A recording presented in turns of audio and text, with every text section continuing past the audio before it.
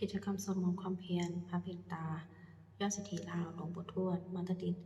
045 ครั้งที่ 21 วันที่ 30 พฤศจิกายน 2568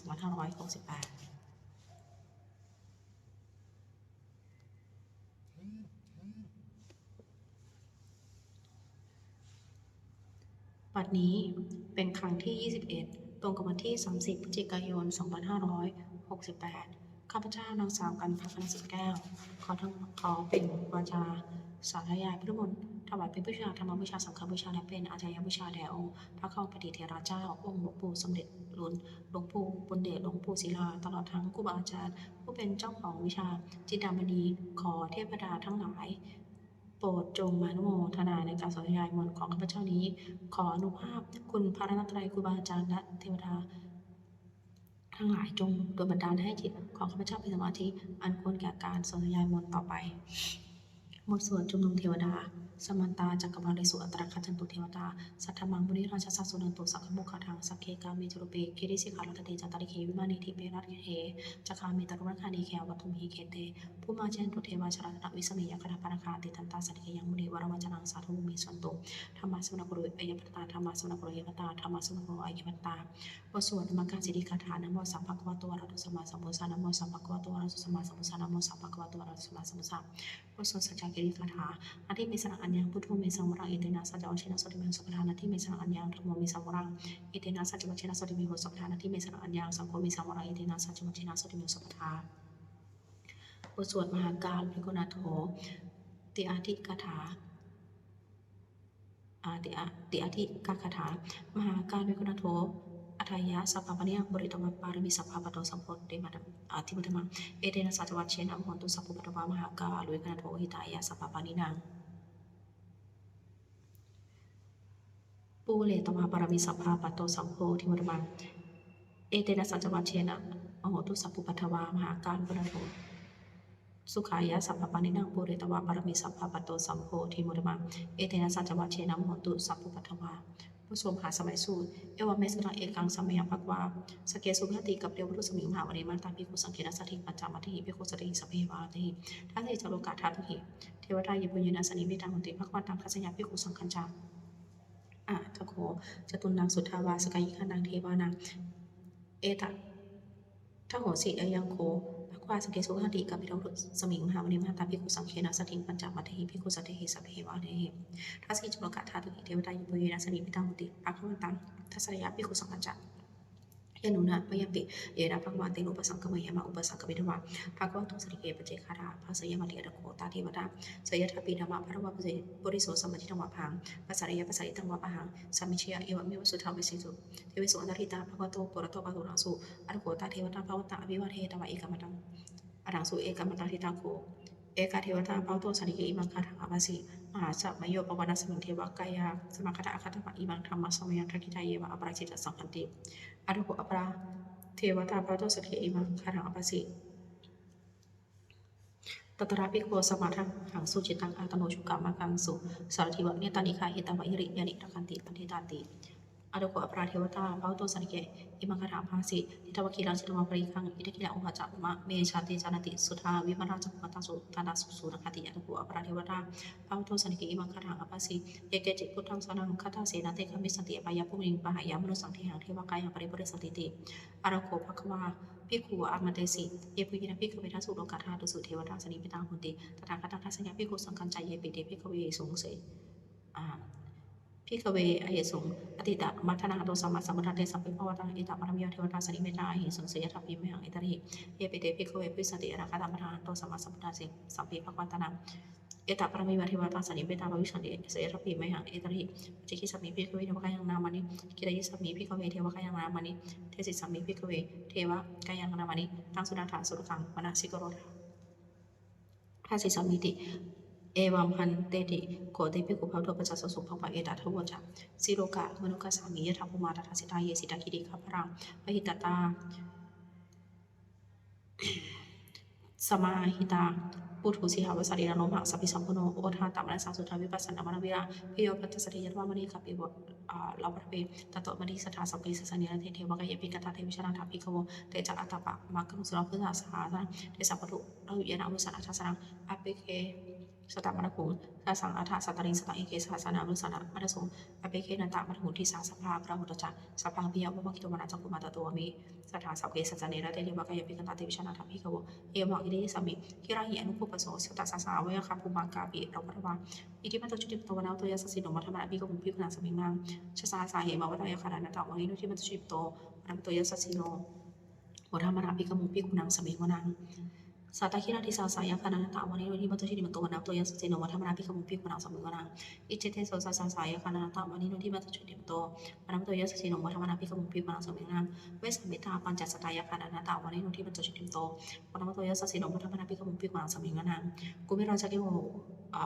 กุเพรสไคโกเวปุริสานิมิสังเพยนังสตัสสังยักขณาวิปัสสติกุเพรสไคโกสุภาพสมิงวนังปริวัญชาติสังราชาตตาโสปัสสะเถกัทมนาธิปติมาชายาสันติโสปตาปิเดสาภเวทนามามาปาราอิทิมัจจุชิติปโตวนาตยสัสสิโนมัทมนาภิกขมุภิกขุนังสมิงนังทักขิณาจาริสังราชาบุรุษตปัสสะเถกุมภานาธิปติมาชายาสันติโสปตาปิเดสาภเวทนามามาปาราอิทิมัตโตชิติมัตโตวนามัตโตยสัสสิโนวัฒมนาภิกขมุภิกขุนังสมิงวนังปัจฉิมจาริสังราชาวิรูปโกปัสสะสตินาคานาธิปเนมหาราชายสัสสิโสปตาปิสาภเวนะมามาปะราอิทิมัตโตชิติมัตโตวนามัตโตยสัสสิโนวัฒมนาภิกขมุภิกขุนังสมิงวนังโอจารัญจาริสังราชาวิโรกุเบโรตปัสสะสติยักขณาธิปริมาชายาสัสสิโสปตาปิสาภเวนะมามาปะราอิทิมัตโตชิติมัตโตวนามัตโตยสัสสิโนวัฒมนาภิกขมุภิกขุนังสมิงวนังปริมาณิสังทัตตาระโตทักขินาวิโรโกปชินาวิโรโปโอโรอุตระนิสังจตารโรเทวราชาสัมมันตาจโรทิสาทัตตาระมนาทังสุวณิกาเปโรทเวเตสังมายารุทสัตอาคูวจริคสถามายากุเรทุวินิทุวิปุจักภูโตสะจัตโนกรรมเสถจากินุขทุนิคันตุจาวันโรอุปาวิญญจักเทวสุโรจมัตริจิตาเสนจักรพนโรราชชนสโภอาคูปัจจสิกโหเจวติปรุวิยวัชสาเอเตจันเนจาราชนกันทปัสสาราจุยวัฒมนาภิกขมุภิกขุนังสมิงนังอัฐาคูทัพพสันคาเวสาราสหัตจักกัมพัสกัมพระสตระอาคูปยาคาสายติพิยามนุตตระจาอาคุณคายสัสโนเอรามนุมานะโคสุเบคาสเบยุนาเยนะคะราชยสาหรันติที่ปาทิชาปขิวิสุทธิคูวิหายสัทเทวนามัจจปตาจิจราสุปนาอิติเตสะนามะพุยนาธานะคะราชธรรมสีสุปนโลเขมามัคคสิพุทโธสนาอิวจหิปวิยันตานะคะสุปนาสนามังกังสุปทางชิตาวิชิราเทนะสมุรังอสุรสิตาภาตโรอุปสวสิเตอิทิมัตโตยัสสินุกรคชามาพิสมาอสุราธานาเวคสาเวปาติติสุติจามหารัตโนมจิสะสตัญจาภริปตานังสเพเวโรจนะมกะสันในหิตวาภริงเสนาราหุปะธรรมปะขมุงสามโยธานิพระตัตติภิกขุนังสมิงนังอาโปจัตถิวาปฐวิจัตเตโชวายุตถะมุบุรุณาธิวาสุโมจักยาสัสสะเมตังกรุณากายิกาอาคุลิวายสสิโนทัสเสเตทัสสะขายาสัพพยาตะวะหิโนหิมันตุจิตโตวนัมเตเจสสิโนมัทธรรมนาภิกขมุภิกขุนังสมิงนังเวทุจัตเทวาสริจักปัสสมาจัตุเพยมาจันทสุปริสัทเทวาจันทมคุปรกิตาริยสุปริสัทเทวาสุยมคุปรกิตานาคาตานิปรกิตวาอาคุมัทวรังคังวสุดังวสุเสโตสกุปะคาปริโตทัสเสเตทัสสะขายาสัพพยาตะวะหิโนอิทิมัทตุจิตโตวนัมเตเจสสิโนมัทธรรมนาภิกขมุภิกขุนังสมิงนังอาริคุสัพพุเทวาจารมกิสิการิวริกาจาโรชาจาอุมาปุภานิพัสสิโนบรุณาสัทธามาจาอจุตาจาอนิจกาสุริยลุจิรอากูวาสวนิสิโนทัสเสเตทัสสะกายาสัพพยาตะวะหิโนอิทิมัทตุจิตโตวนัมเตเจสสิโนมัทธรรมนาภิกขมุภิกขุนังสมิงนังสมณามหาสมณามนุสามนุสธรรมกิทัพพิสิกาอากูมนุปิสิกาดาคูหาโดยเทวาเยจักวิสตวาสิโนปราคามหาปราคาอุเทวายสัสสิโนทัสสิเตทัสสะกายาสัพพยาตะวิโนอิทิมัตโตชิติมโตวนาโตยสัสสิโนมัทธรรมนาภิกขมุภิกขุนังสมิงนังสุกากรุงอารุณาอาคูเวคะนัสสะโอทารักยาปะโมขาอาคูเทวิชกนะสัทธมตาหารักชาวิสกาจายสัสสิโนทานายะอาคาพิชโนชุติสาอภิวัสติทัสเสเตทัสสะกายาสัพพยาตะวิโนที่มัตโตชิติมโตวนาโตยสัสสิโนมัทธรรมนาภิกขมุภิกขุนังสมิงนังเคมิยาตุเจรยามาคารกาจายสัสสิโนสัพพิตการามาเชถาโชตินามาจาสวานิมานารติโนอคูทาคูปารณิมิตาทัสเสเตทัสสะกายาสัพพยาตะวิโนอิทิมัตโตชิติมโตวนาโตยสัสสิโนมัทธรรมนาภิกขมุภิกขุนังสมิงนังสัทเทเทวนิกายาสัพพยาตะวานิโนนามันเวนามนวายนะอาคันชงเยจันเยสัจสาสะปบุรชาติวะเกราโอคาตินะมนัสมาถ้าเขมคาตารังนาคังจันทังวะอาสิตาติตังสุภมาปรมัตโตจัปุตตะอิติมัตโตสาสนังกุมารนิโสจัสสุปคาสมิงนังสัสสะพมรุกระมาปามาพิริติอุปปโนชุติมันโตมิสมะกโยยะสัสสิโสทัสสิสะทัสสิกะอิสรากูปัจเจกะวัสติโนเตสัญจะมัจฉโตอาคาริหาริโตปริวริโตเจจะสัพเพปิกเดสิเทเวสุปามะเกมรสนะปิกเมปัสสังกาสามาริยะเอราคาราตะ ปัณณตะราคินาปนามรุสมันตะปริวัติธรรมมุญญาโกตินังอิติตถามาเจนุคาเสนาเปสีปณินาตระมาจัสสังกตวานาเพระวังยถาภูสโกเบโกธานายโตสวิจุโกธาราโสปุจทาวริสังกุโทเสียงวเสตัจจสภาวิยาวะกิรวรจุกมารตุอมติสาสาวเกสเจเนระเตมราเสนาปิกันตาติมชนาธรรมิขโวแต่จะอัตตปามะกรุงสุราบริษัทศาสนาวิตาระเคปกามุงเนสังรูปปิชยงสัพพิวิยสังกามาพิยริตายะสัสิโนวรติสาพุทธิสัพกาเตชนิสุตติวสุจนะเชยะปรกรนะโมเมพุทธ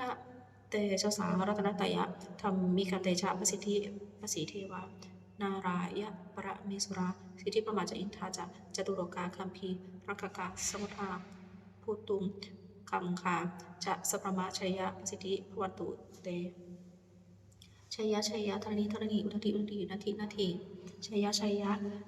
ข้าเคละตนละนิสัยนิรายใสเสนะเมรุราชพลนรชีชัยยะชัยยะกัมพีรสมพีนาเคนธนาคีปิสัจจะภูตการีชัยยะชัยยะตุนนิมิตังโรคีชัยยะชัยยะ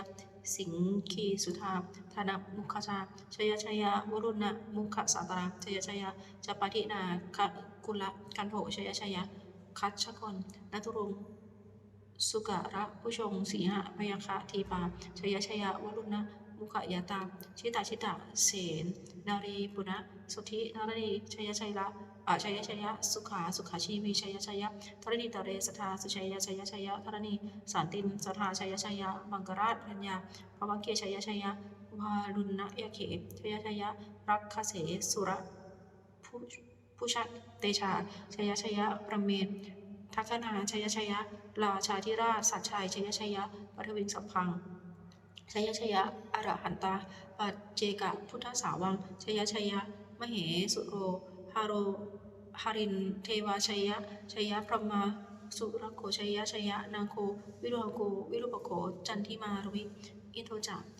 เวนะเตโยจักกุเวโรวะลุโนปิจักอคิวายโยจักปัจจุนโหกุมารโรทัตตะรัตโกอาถารสะมหาเทวาสิทธิตาปัสสะอารโยอิสิโนสาวกาสัพพาชัยยะรามโมวันตุเตชัยยะธรรมโมจะสังโฆจะทัสสะปโรจะชัยยะกังเอเตนะชัยยะเตเชนะชัยยะสถิพมตุเตเอเตนะพุทธเตเชนะโหตุเตชัยยะมังคลังชโยปิพุทธสัสสิริมะโตอายังมารสัจจะปปิมะโตปราชโยอุโกสยัมทิมะเทปโมทิธรรมชยตถาปมัคคณามิสิโนชโยปิพุทธสัสสิริมะโตอายังมารสัจจะปปิมะโตปราชโยอุโกสยัมโพธิมะเทปโมทิตาชยตถาอินทกนามหิสิโนชโยปิวิสัสสิริมะโตยังมรสัจจปปิมะโตปราชโยอุโกชยโพธิมะเทปมนิตาชยตถาเทวกนามหิสิโนชโยปิวิสัสสิริมะโตยังมรสัจจปปิมะโตปราชโยอุโกชยโพธิมะเทปมนิตาชยตถาสุปนโตสุปนคณา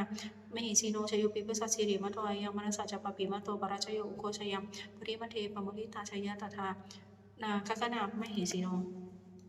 ชโยปิปุสสิริมะโตยังมรสัจจปปิมะโตปราชโยอุโกสยังโพธิมันเทปโมทิตาชัยยะตถาสัพพมคณามหิสิโนชโยชยันโตโพธิยามุริสกยานังนาทิวัฒโนเอวังตวังวิโยโหติชยุชัยสุชัยมังคเรอปราชิตปัลลังเกสีเสปทวิโภคเรอภิเสเกสัพพพุทธานังปัคคปโตปมเดติสุนัขตังสุมังคลังสุปปตังสุอิตังสุขรังสุโมโตสุอิทังพมชิตุปราคินังกายกัมมังวาจากัมมังปราคินังมโนกัมมังปณิทิเตปราคินานิกตวนารัมตติปราคิเนเตยะธารัตถาสุกิตาวิรุณหาพุทธศาสเนอโรคาสุกิตาโหทัมสัพเพหิยติภิสุนันตุพนโตเยเทวะสมิงธาเนอธิคตาทีคายุคาสถาโหตุสุกิตาโหตุสัพพทาราคันตุสัพพะสัตตานังราคันตุชินะสาชนายากาติพัฒนาเตสังสัพเพปุเรนตุมโนรถายุตากาเรปวสันตุวสังวสาวรากาโรคาจุปทวาเตสังนิวัตเลตุจะสัพพรากายาสุขังจิตสุขังอรหันตุยถารหัง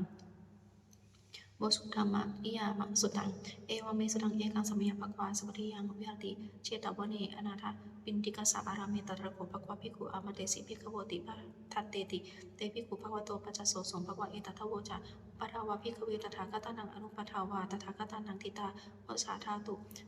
ธรรมทิตตาธรรมนิยามตาสัพเพสังขาราอนิจจติตังตถาคโตอภิสัมพุจติอภิสัมเมติอภิสัมพุชิตวะอภิสัมเมตวะอจิกติเท สติปัญญเปติปัตเปติวิวรติวิปัจจติอุตนีกรุติสัพเพสังขารานิจจติอุปทาวาภิกขเวตถาคตานังอนุปทาวาตถาคตานังทิตาวะสาธาตุธรรมติตตาธรรมนิยมตาสัพเพสังขาราทุกขติตังตถาคโตอภิสัมพุจติอภิสัมเมติอภิสัมพุทวาอภิสัมเบตวาอจิกติเทเสติปัญญเปติปัทเปติวิรติวิปัจจติอุตนีกรุติสัพเพสังขาราทุกขติอุปทาวาภิกขเวตถาคตานังอนุปทาวาตถาคตานังทิตาวะสาธาตุธรรมติตตาธรรมนิยมตาสัพเพธรรมาอนัตตติตังตถาคตอภิสัมพุจติอภิสัมเมติอภิสัมพุจิตวาอภิสัมเมตวาอาจิกติเทเสติปัญญเปติปัทเปติวิวรติวิปัจจติอุตนีกรุติสัพเพธรรมาอนัตตติอิธัมมโวจาภควาอัตตมนาเตภิกขุภวโตภาสิตังอภินันทุนติบทสวดพระเทกะรัตถคาถาแปลอาทิตังนันวาขเมยะนับเรียงเขียนกตังบุคคลไม่ควรตามคิดถึงสิ่งที่ล่วงไปแล้วด้วยอะไรและไม่พึงพะวงถึงสิ่งที่ยังไม่มาถึงยะทะตีตังปหินันตังอปรจจาอนาคตังสิ่งเป็นอดีตก็ละไปแล้วสิ่งเป็นอนาคตก็ยังไม่มาปัจจุบันนัจจะยุธรรมตถาตถาวิปัสสติสังหิราสกุปังตังวิทามนุภโรหเยผู้ใดเห็นธรรมอันเกิดขึ้นเฉพาะหน้าในที่นั้นๆอย่างแจ่มแจ้งไม่งอนแง่คอนแคนเขาควรป้องพูนอาการเช่นนั้นไว้ปัจเชวะกิจจมาตปังโกชญามารังสเวความเพียรเป็นกิจที่ต้องทำวันนี้ใครจะรู้ความตายแม้พรุ่งนี้นาฮิโนสังครันเตนะมหาเสนนะมัจจนาเพราะการผัดเพี้ยนต่อมัจจราชซึ่งมีเสนามากย่อมไม่มีสำหรับเราเอวังวิหาริมาตาปิงอโหรตมัตติตังตังเวปเทกะรัตติสโตจิกเตมุนีผู้สงบย่อมเรียกผู้มีความเพียรอยู่เช่นนั้นไม่เขียนคาดกลางวันและกลางคืนว่าผู้เป็นอยู่แม้เพียงลาทีเดียวก็น่าชมบทสวดธรรมะสังเวคปัจเจเวคขณะแปลสัพเพสังขารานิจจาสังขารคือเรื่องกายจิตใจและรูปธรรมนามธรรมทั้งหมดทั้งสิ้นมันมีเที่ยงเกิดขึ้นแล้วดับไปมีแล้วหายไปสัพเพสังขาราทุกขาสังขารคือเรื่องกายจิตใจและรูปธรรมนามธรรมทั้งหมดทั้งสิ้นมันเป็นทุกข์ทนยากเพราะเกิดขึ้นแล้วแก่เจ็บตายไปสัพเพธรรมานัตตาสิ่งทั้งหลายทั้งปวงทั้งที่เป็นสังขารและไม่ใช่สังขารทั้งหมดทั้งสิ้นไม่ใช่ตัวไม่ใช่ตนไม่ควรถือว่าเราว่าของเราว่าตัวว่าตนของเราทุกวังชีวิตต่างชีวิตเป็นของไม่ยั่งยืนทุกวังมรณะความตายเป็นของยั่งยืนอวสังไว้ยามริตพังอันเราจะพึงตายไปแท้มรณะปริโยสานังเมชีวิตทังชีวิตของเรามีความตายเป็นที่สุดรอบชีวิตทังเมอนิยตังชีวิตของเราเป็นของไม่เที่ยงมรณังเมนิยตังความตายของเราเป็นของเที่ยงวัฏฏะโพธิสังเวชอายังกายโยอจิรังร่างกายนี้มีได้ตั้งอยู่นานอเปตวิญญาโนครั้นปราศจากวิญญาณชุดโทอันเขาทิ้งเสียอธิเศษสติจักนอนทับปฐวิมซึ่งแผ่นดินกาจิรังกาลังกลิงครังอีวะบุรุษดังว่าท่อนไม้และท่อนฟืนนี้ท่านถางหาประโยชน์ไม่ได้อันนี้เจ้าวัฏสังขาราสังขารสังขารทั้งหลายไม่เที่ยงหนออุปาทวะยถมิโนมีความเกิดขึ้นแล้วมีความเสื่อมไปเป็นธรรมดา